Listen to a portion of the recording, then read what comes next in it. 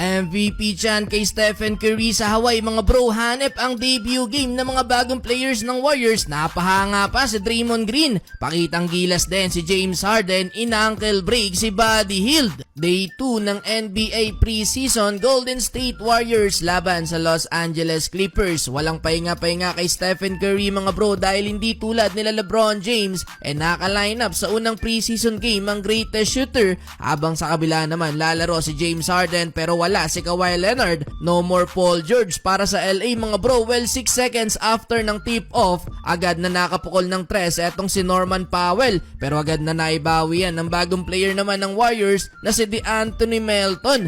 Though maagang nagabol ang Golden State matapos ang 6-0 run ng Clippers mga bro, maagang nangain sa ilalim ang big man na si Ivica Zubac. Nabutata pa sa play na to si Stephen Curry. 9-3 ang talaan, under 10-minute mark. Showtime pa si Harden, nice assist para kay Ivica Zubac. After ng timeout ng Warriors, nakabawi ang Golden State at nakasagot ng 9-0 run. 5 doon mga bro ay galing kay Jonathan Kuminga. Eto, gandang alley-oop assist naman ni Melton para kay Trayce Jackson Jr. Though maalat pa ang opensa ni Stephen Curry, 0-for-3 sa field si Steph mga bro, sa hala pa ang dalawang attempt beyond the arc. Kaya walang naitalang punto si Curry bago ilabas under 5-minute mark. Well, muling nagkaroon ng run ng Clippers. Highlight pa para kay Terrence Mann. Ganda ng pagkaka-reverse layup sa play na to. Nag-debut game na din pala para sa Warriors etong bagong lipat na si Kyle Anderson at Buddy Hield na nakapukol agad ng 3 sa unang tira pa lang. Yun nga lang, etong si The Beard biglang napa-take over at kumana ng 7 straight points. Nakakuha pa ng 4-point play, 9 points in total para kay James Harden sa first quarter.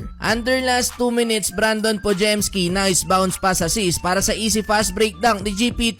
Kumana din ang kanyang unang field goal as a Warriors. Etong si Kyle Anderson, 26-23 mga bro, lamang ng 3 points ang LA Clippers. Second quarter, muling nakadikit ang Warriors mga bro. Hindi pa din nawawala ang chemistry ni Green at Curry. Ganda ng pagkaka-assist ni Draymond para sa first 2 points ni Curry. Well, off the bench, Kevin Porter Jr. pinangunahan etong opensa ng Clippers, though Melton ang leading scorer so far ng Golden State. Nakakuha na ng steal, nakapukol pa ng pangalawang 3 mula sa unselfish play ni Stephen Curry. Mukhang nagugustuhan pa ni Draymond ang hustle ng player na to mga bro. Well, lamang na ang Warriors, another 2 points for Stephen Curry. Draymond Green naman naipasok etong running floater halfway mark, lamang na ng 4 ang Warriors. Nakapagpasabit pa sa 3 etong si Stephen Curry. Habang nasa free throw mga bro si Curry, sigawan ng MVP chant para sa greatest shooter. Mas lamang sa crowd ng Warriors, daming fans ni Stephen Curry. Yun nga lang, yun lamang ng Warriors mga bro, madaling naibawi ng Clippers dahil sa mga turnovers ng Golden State. Heto, James Harden, hinankle break si Buddy Hield pero buti na lang at hindi na ipasok ang 3. Si Hield pang nakapunto sa kabila mga bro. Solid ang bench scoring ng Warriors kung saan pinangunahan yan ni Moses Moody na may 8 points na lahat sa second quarter ng galing. 2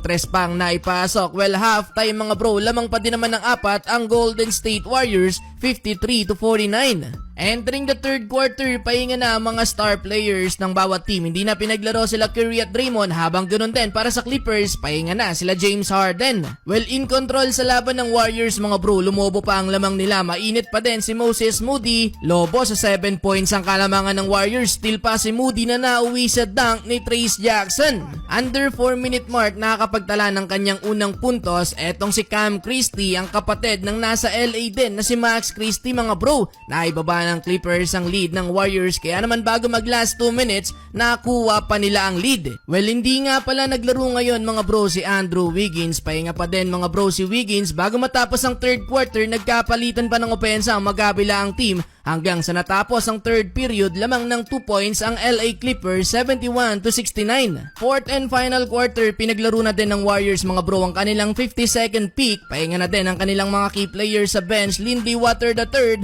pangalawang 3 na sa game. Former player nga pala to ng OKC Thunder. Lamang na ulit ang Golden State under 10-minute mark, 74-71. Kaso heto mga bro, Shaqtin' a Fool ang player ng Warriors. Easy dunk na sana sa play na to, nabutata pa ng rim. Nagpakalbo naman mga bro etong si Kai Jones. Dating may kulay pa ang buhok nito. Dikit ng laban, wala na din sa bench ng Warriors etong si Stephen Curry.